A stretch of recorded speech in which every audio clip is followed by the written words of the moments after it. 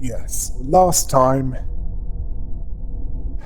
there was an encounter with a psychotic colour fixer. Next, we'll have something brighter, but not in the way that you'd be hoping.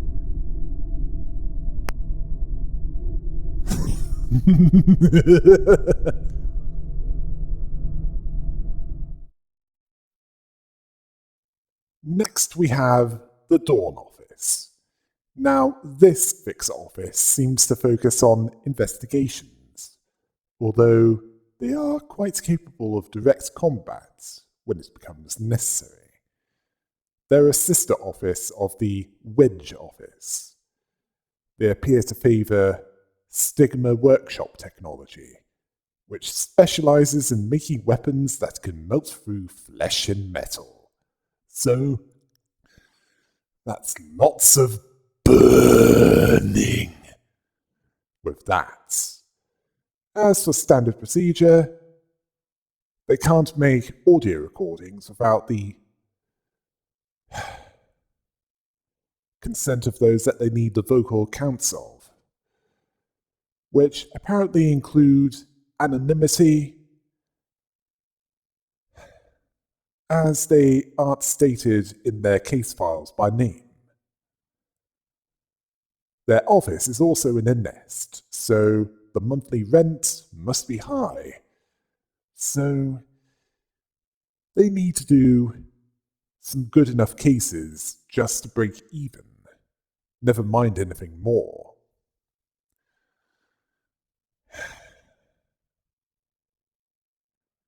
Yeah, clearly this office is a lot more aggressive, so it's best to take them down before they cause too much damage.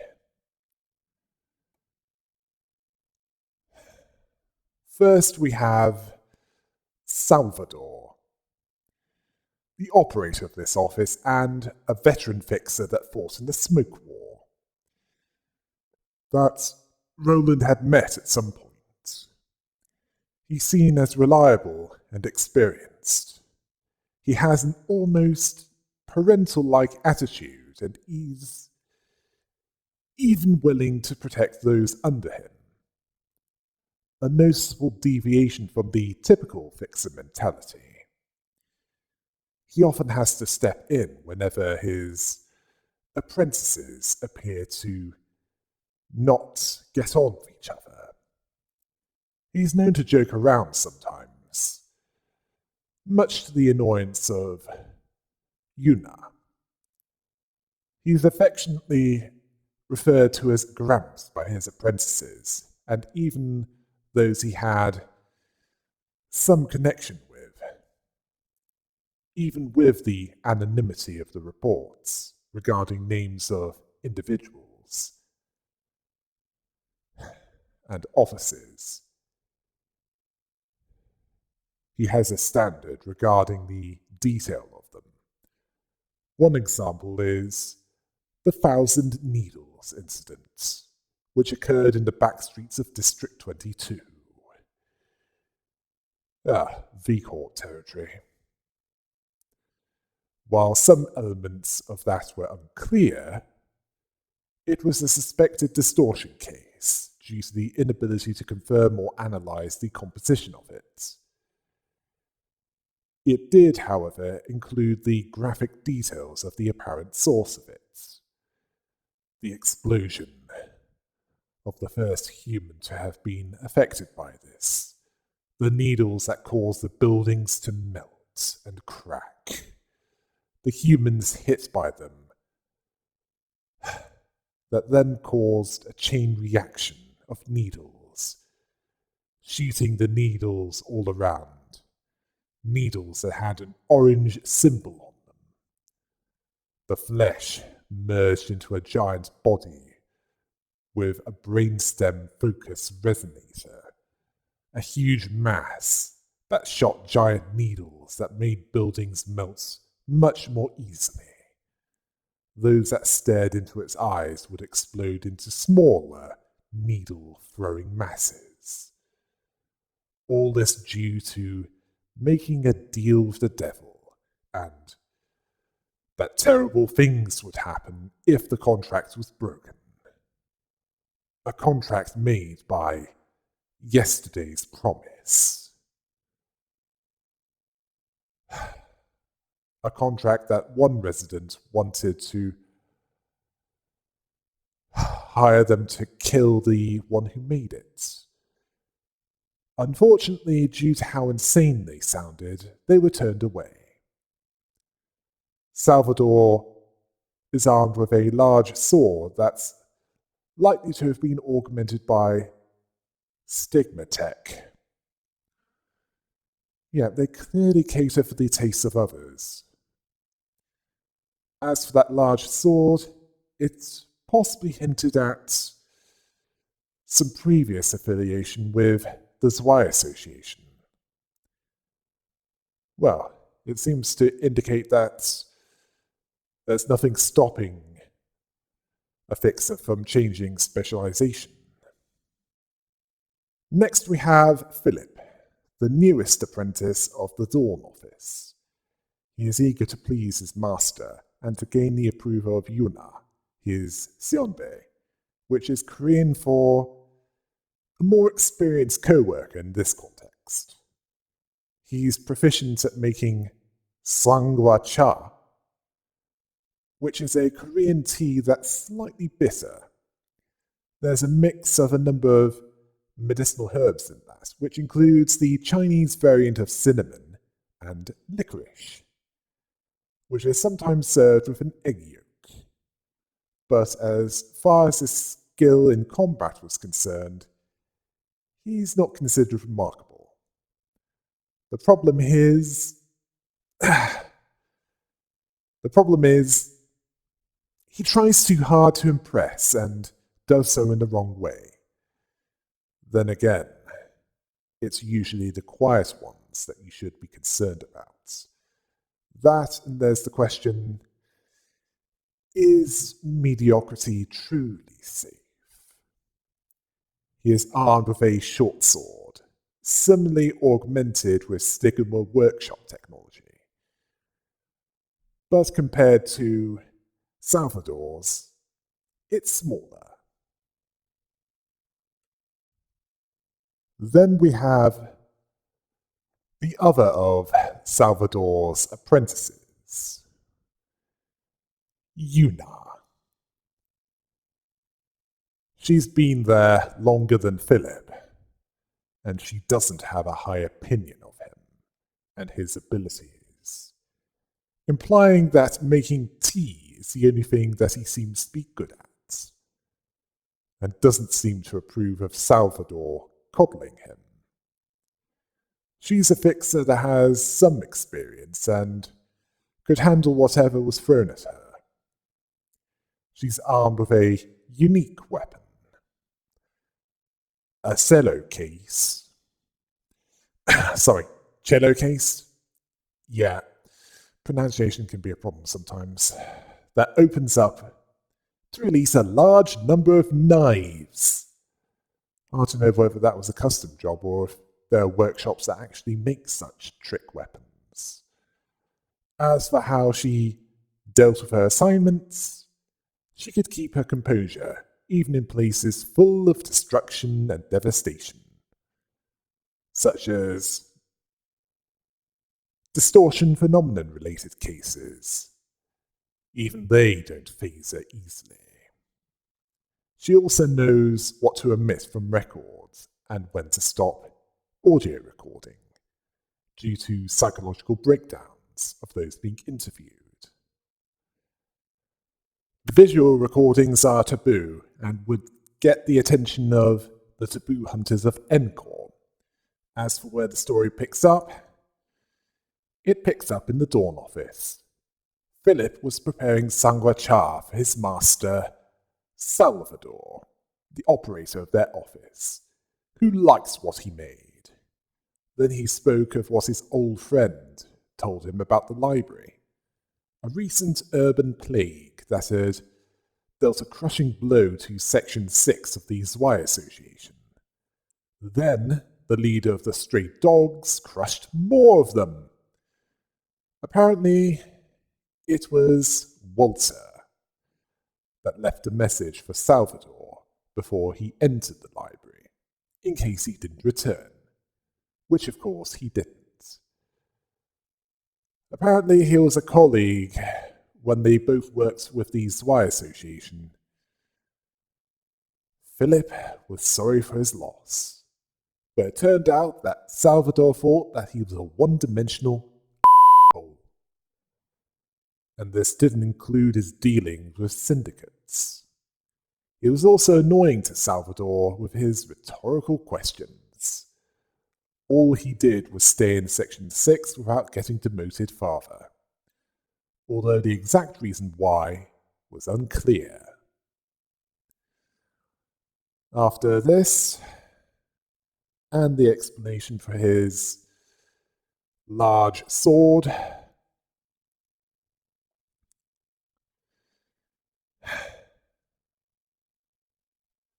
that was when Una entered. Yeah, that's Philip's co-worker. She walked in and didn't like the smell of sangwacha as she was entering. She also noticed Philip was getting better at making tea. Salvador agreed with her, saying that he could learn from him so he could make some for his wife. Philip thanked him for those words. This annoyed Una, as he didn't join that office to make tea all day. Philip was apparently a grade 5 fixer, so he had at least some ability in the field.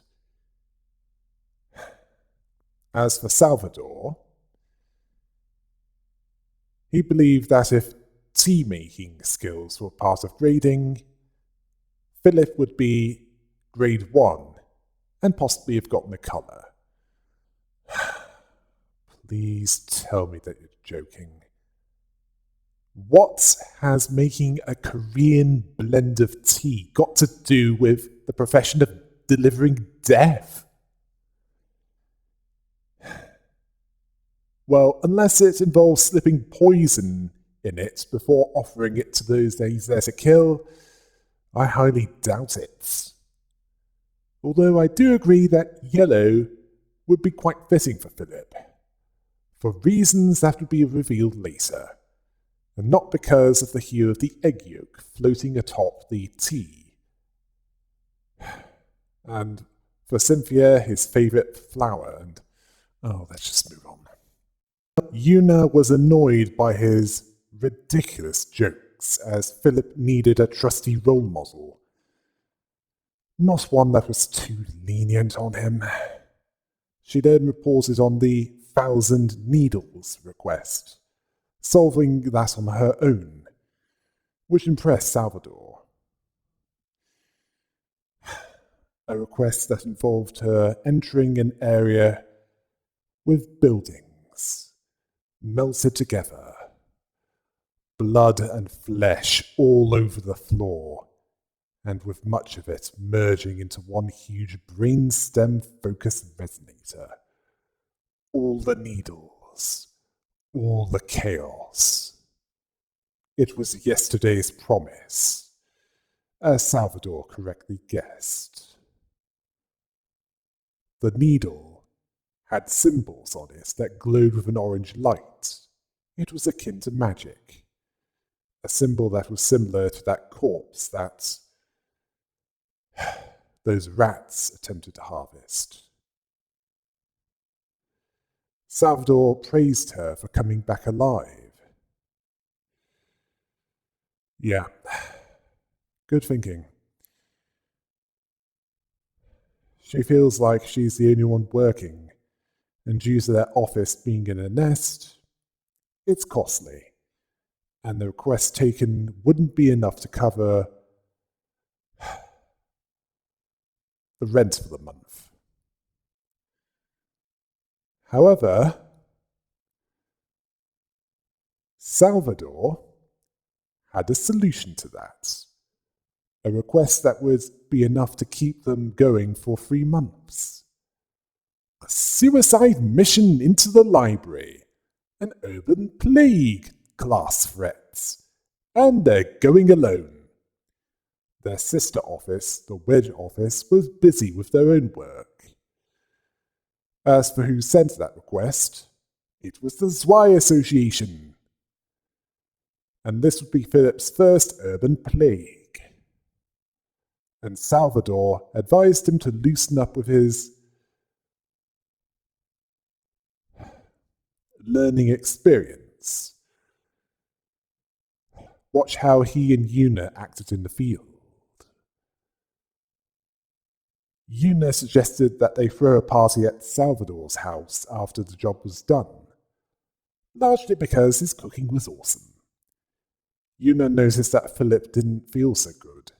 She asked about that, but Philip didn't want to speak of that. When Una left,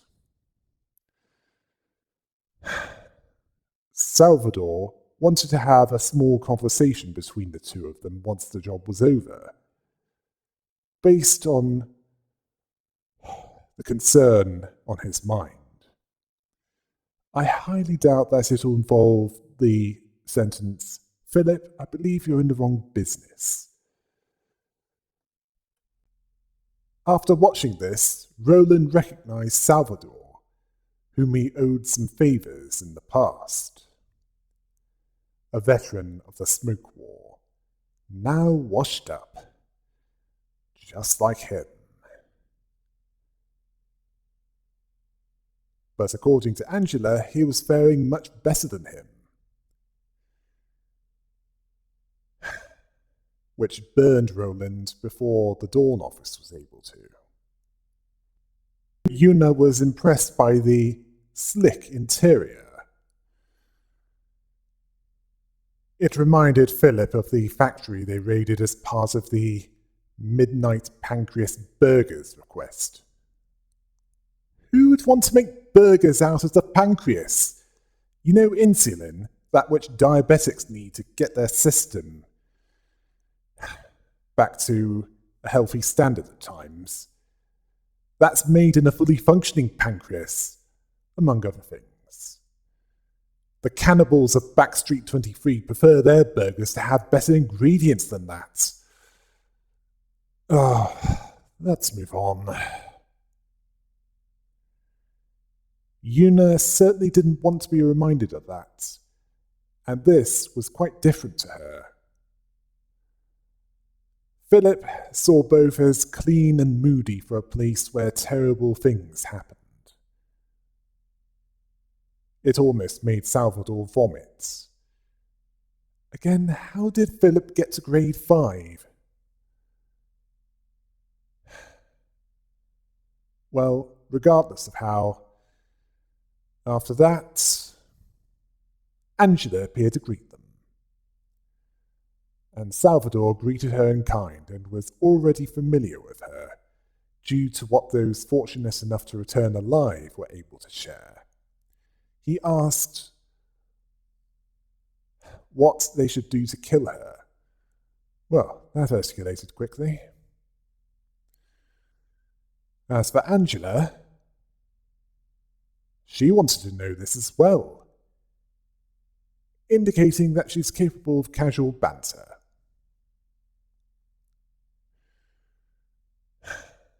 Una wanted Salvador to focus on the task at hand.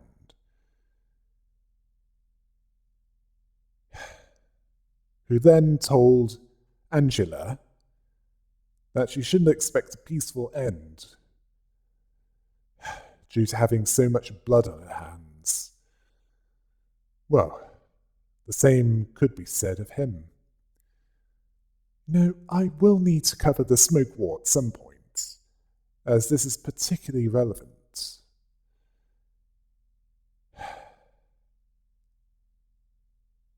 She then ushered them in, and they fought the librarians.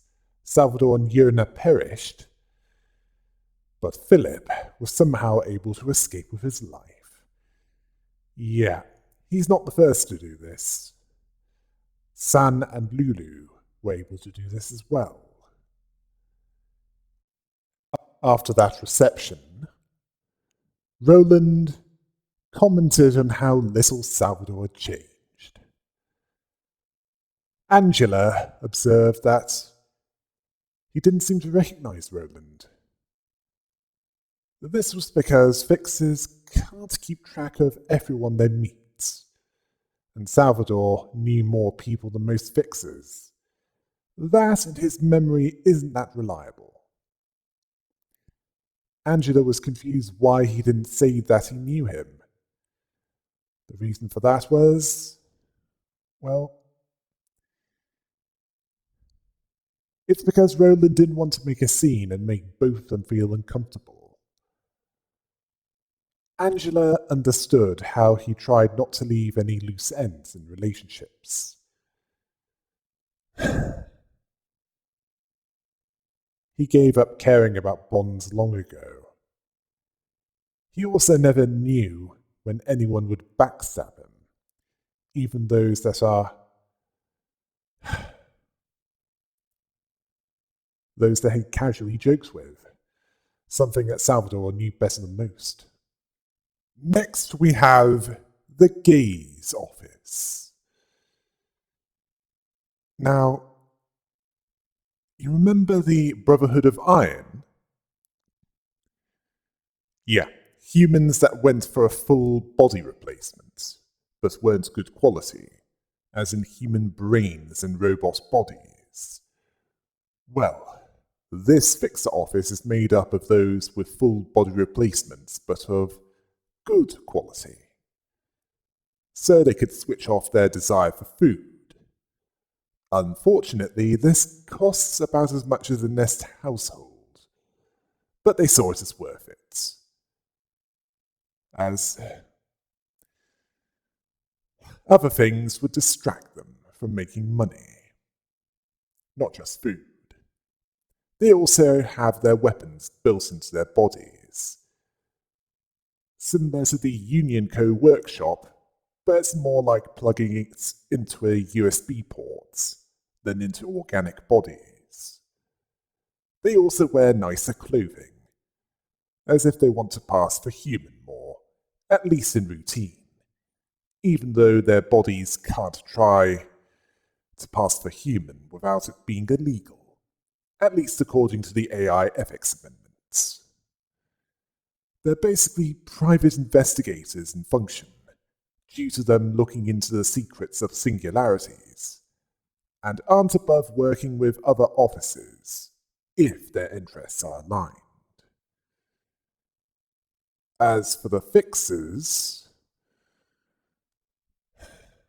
they're quite varied, and not just with their bodies. First, we have Alok. Now, this traffic light visual receptor bearing operator of the gaze office is the one in charge. He isn't above taking risks in order to get a huge payoff, even if it's a gamble bigger than the ones made in a District 10 casino. He understands the process that is needed, such as a summary of the deal along with the relevant documents, such as a notarial deed of promissory notes, a migration permit for the nest or back streets of a specific district, a deed of forward contracts, and all other documents relevant to the deal. They're needed in case of a dispute. Yeah, red tape is as dangerous, if not more so, than the threats in that city. He wields a clarinet for some reason. It might be quite durable, as I'd expect it to break easily under normal circumstances. Perhaps it was made by the same workshop as Yuna's weapon.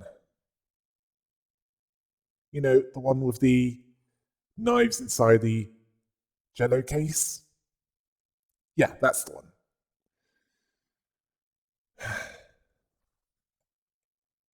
Next, we have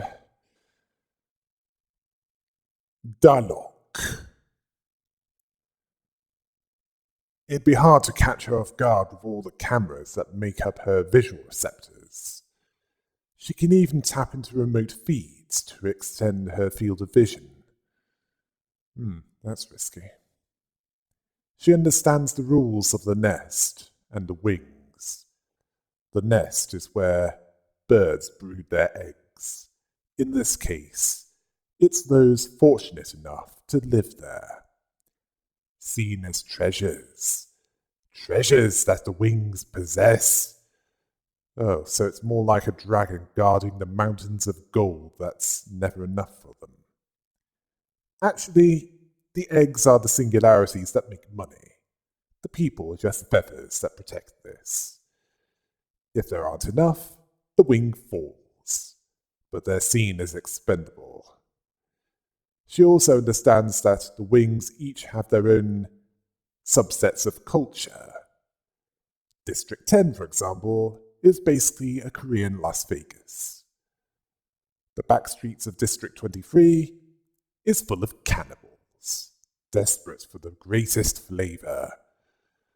Well, those are only two examples.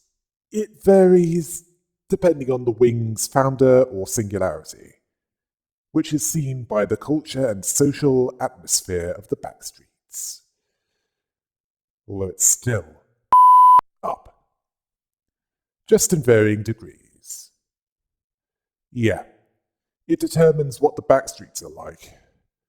The relationship between nest and back streets varies from district to district. Some have a more cooperative approach,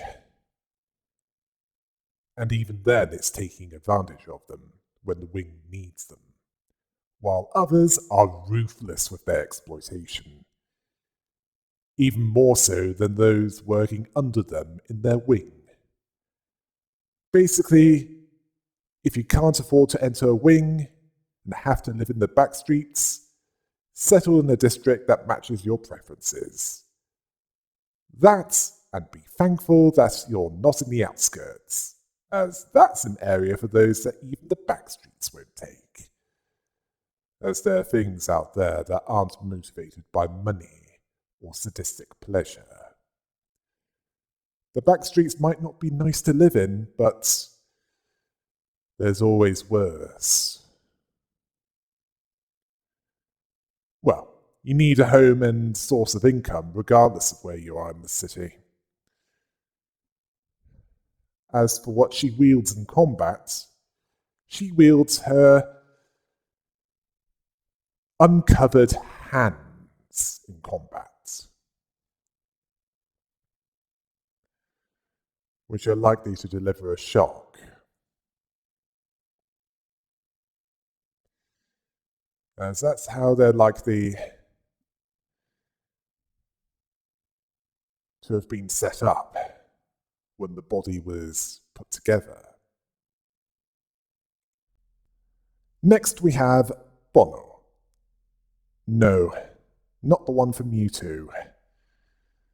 Let's call this Spider-Man villain knockoff Dr. Hentai. Well, Dr. Octopus is taken. Well, he has a similar attack method to him as he uses his robotic tentacles to rip his enemies to shreds. He has an understanding of why people were hung up on money. It's not just because they want to be better off. It's because of a tax burden that sounds worse than Britain during the mid-1970s. This is regardless of the job or even the transaction. Even the syndicates can't get out of it. So that and death really are the only certainties in life. Which was misattributed to Benjamin Franklin. It was actually Christopher Bullock that said that. As for how it works, those that can't or won't pay taxes on time get a warning. Those that commit that offence 3 times get a notice of warning and very brown underwear. The reason why this is It's because if they failed to pay the head a fourth time, they're so much they might as well be the prison, as the eye will stop at nothing to find the tax cheats. What? Just because expenses exceed income and you have your own problems? Just because taxes are raised a few times in a year? That means nothing to these. They'll use their resources to find them and likely send a claw to go saber-tooth on there. Well, Wolverine has more restraints. Well, as far as things like food and the heating bill are concerned, he doesn't have to worry about those with his robot body, so that's 2 less expenses to worry about. Okay, how does this fit into the story? Well, the story continues with the gaze office at the warp train platform, tracking the Mola office as they were boarding the train. The observation device was attached to them, as per Alok's instruction. Dalok continued to add that it was functioning.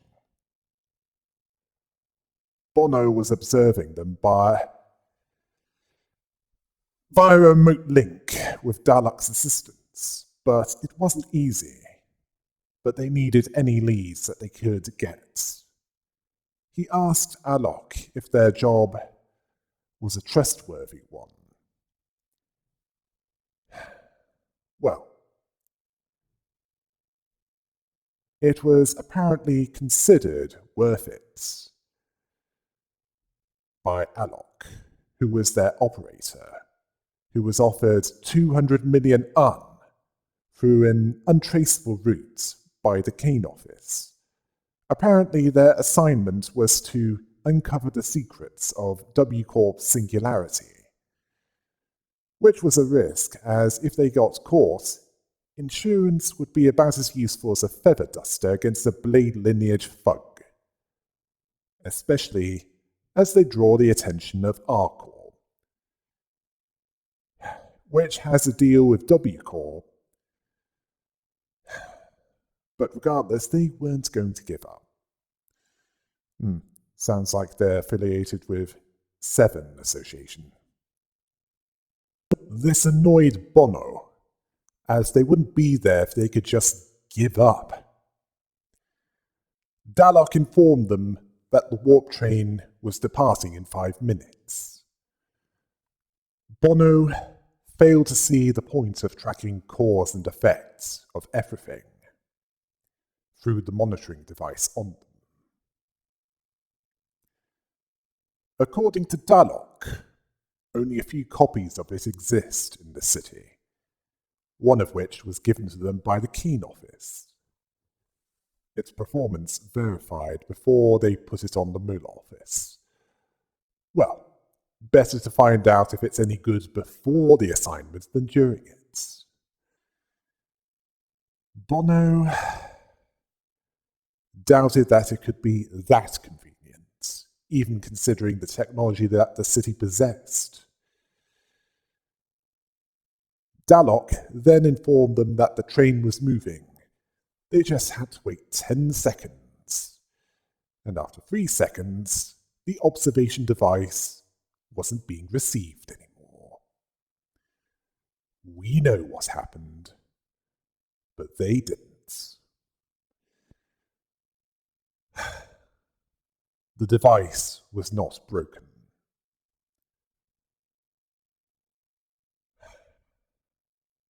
Bono suspected that there was a problem with the singularity, or they found the device and deactivated it. Alok, he didn't think so, as they were incapable of doing that, even if they found it. Bono suspected that it was W Corp sending a jamming signal. And Bono's whining was cut short by Alok finding an invitation to the library with the books of the Muller office on offer. A minute had passed since they disappeared. Well, time operating differently in the warp train. But of course they didn't know that.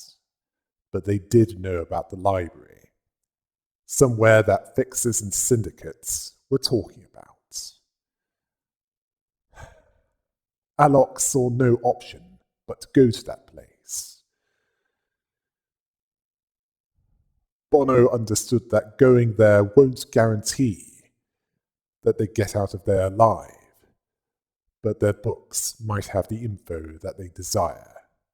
So Alok considered it worth the risk. After watching this, Angelo was surprised that people were trying to investigate singularities.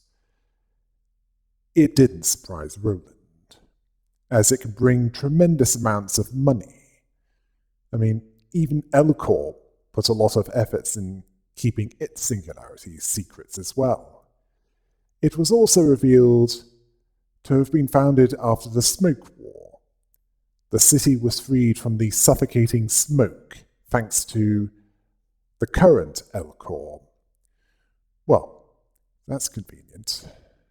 Angela couldn't answer as all she did was recite the scripts trapped underground. She then asked if a singularity could be stolen, if its secrets were exposed.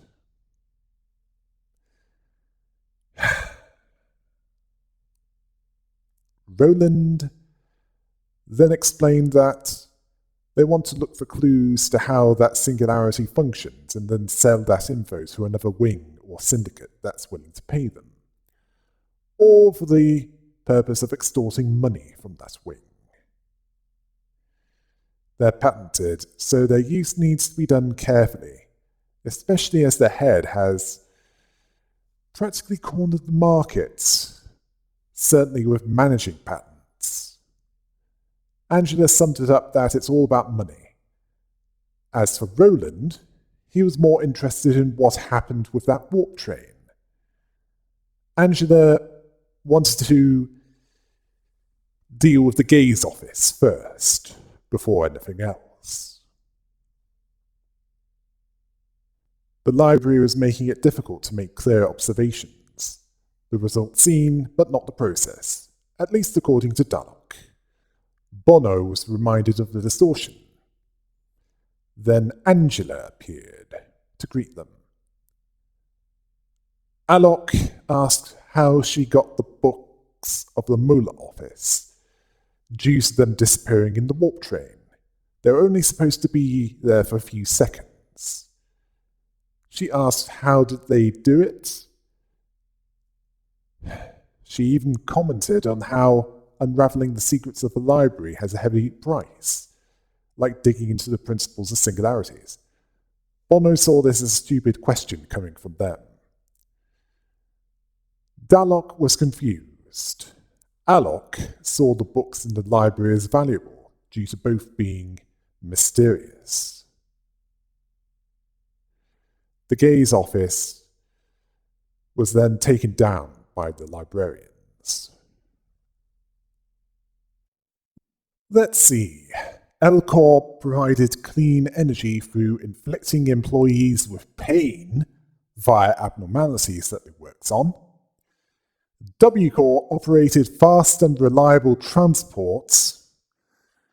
Debatable, considering what we know about it so far. As for R-Corp's singularity, Roland suspected that it had something to do with making efficient killing machines. He asked if Angela knew what R-Corp's singularity was. She didn't know, and she had no interest before, although she suspected that Roland was right, considering how many and how effective the rabbits were. as in a force that can take down most abnormalities, although they're not as strong as the red mist. She wonders what the principle of it is. Roland doesn't know, as each wing guards their secrets well. Singularities, distortion, and abnormalities. All results regarding them can be seen, but not the process. Consuming the end results without knowing the process, as Angela would put it. Roland explained that it's because it's more convenient not to know. The only time when they ask questions is if it goes wrong. They buy it and use it. Sounds simple, doesn't it?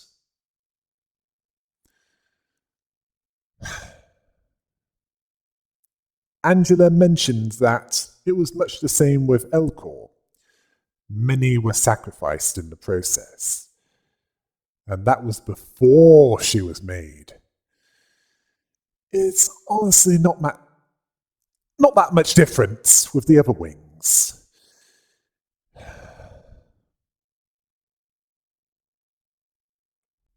Next we have the Fairy Festival. This is Malkuth's third abnormality, one that she needs to expand her floor. They don't bother to hide their true natures this time around, as they're seen for what they really are now. Carnivorous monsters that want to eat you alive. And this time,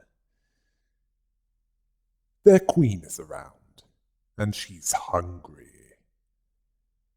She's also a cannibal. In the Lobotomy Corporation, they protected employees that worked on them. And if they worked on anything else before the healing effects wore off, they'd be eaten. The protection that they provided was to keep the meat fresh. As for how it works in the library, it's revealed that not many fairies are there to protect the queen, and she needs food, as she was starving, but wants unspoiled, clean, soft, and tender meat. She has high standards, even though in theory, she'd eat anything edible. Although she still tries to maintain a benevolent facade by providing the care of the fairies. When she eats one of the fairies that have the prepared meat status, this showed that she wasn't concerned with cannibalism, as she still wanted to eat them while they were fresh, even though she needed them to protect her. And when she ate them all, she desired those that were cared for to pay for their care by being food themselves. The cost outweighed the benefits. I mean, imagine if this was the case in the Aliens movies. At least in those, they were just predatory animals without morality. It was the humans, in some cases, that were the problem. As for Malkuth, she could see past the deception and was uneasy about observing the cannibalism.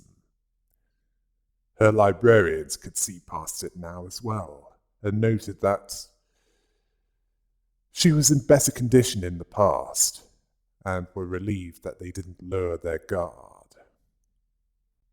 The Fairy Festival stage is a green woodland landscape. That wouldn't be out of place in a fantasy setting, full of trees and fireflies. Now, what would be more appropriate in a fantasy horror setting is the blood-stained grass. Or, at the very least, it wouldn't be out of place in historical fiction after a fierce battle.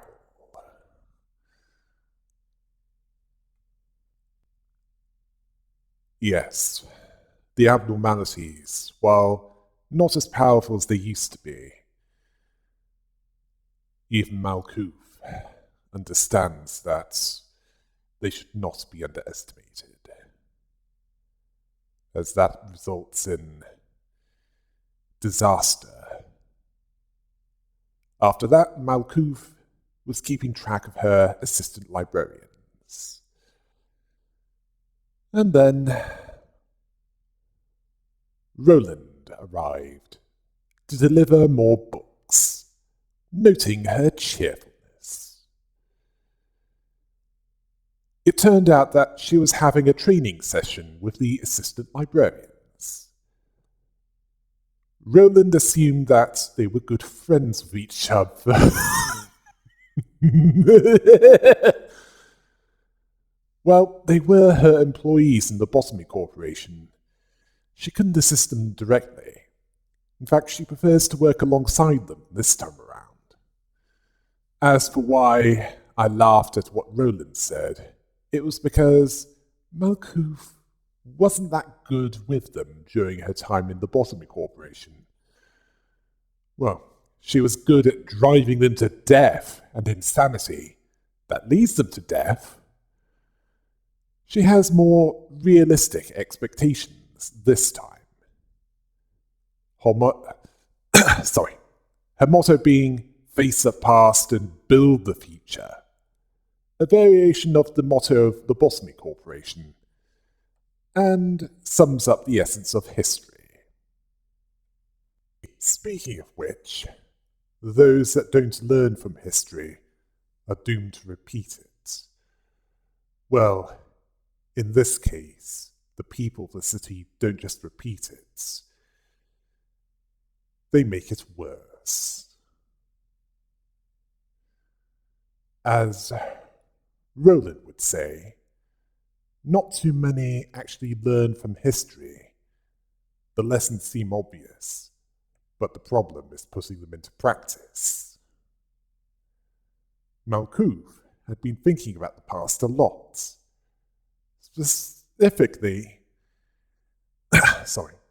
Specifically when she was Elia. She was born in a nest. She wasn't very remarkable in education or social standing, at least by nest standards.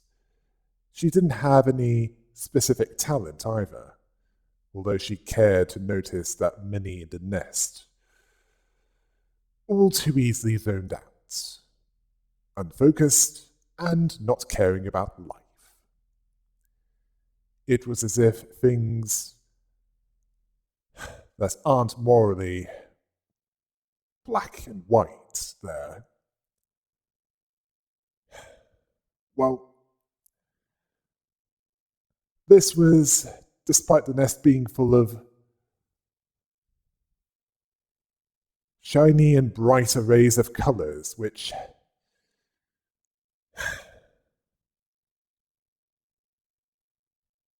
were considered an eyesore by Roland. Roland, I don't think that's what she meant. She considered most of them to be unnecessary. Apparently most saw it in black and white as there was no use in seeing other useless colours. It's possible that she has at least some resistance to the disease of the mind, if not a typhoid Mary kind of immunity. If she saw what most couldn't or wouldn't, or she at least tried hard to see them, she likely wasn't talking about the colours literally.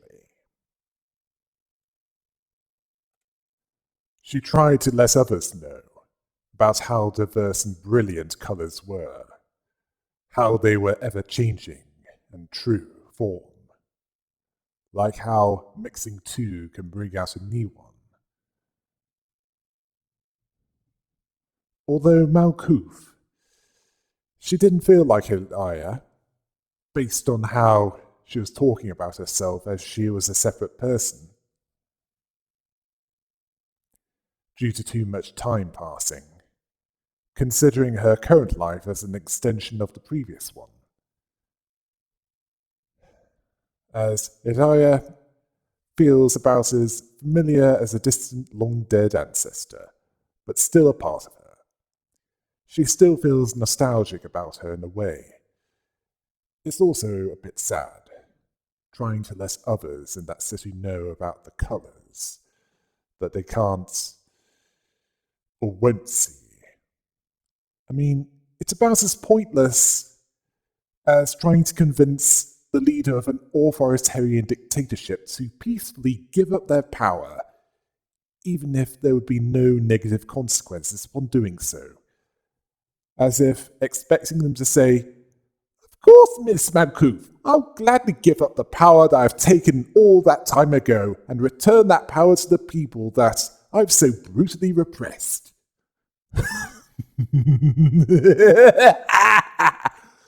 Seriously, if that happened, they might as well sign their own death warrants. Roland knew enough about reincarnation to guess that it's a good thing for her. Malkuth confirmed this, as he gave her time to reflect on herself, the lives she's lived, and the history she made. Why couldn't she do that earlier? Well, they were too busy moving forward. The same could be said about Angela. None had the time to look back even at that point. But she understood that in order to prepare for the future and the solution to the problems in the present, sometimes you have to look back, even though the solution still eludes her. As for what Angela said before, who she was and how she wanted to live, she dreamed of being an architect. Yeah, designing buildings and overseeing the construction of them. Now, Roland found that somewhat amusing and noted that it sounded complicated. Apparently, according to Malkuth, we shape buildings, thereafter they shape us. She held little hope in changing the people living now, but she hoped to influence the future residents of the city as they grew up. One example is the building with colours that would be remembered by everyone. Roland thought that she'd do a great job if she was able to get it, and it'd be one that fitted her. As for him reflecting on his past, he's always doing that. He hopes that she can realize her dream, assuming that Angela doesn't stab her in the back after she's outlasted her usefulness. I haven't forgotten that she wouldn't let Roland live a second longer than he's useful. And the same is likely to apply to the others too. He then left the floor of history. For now.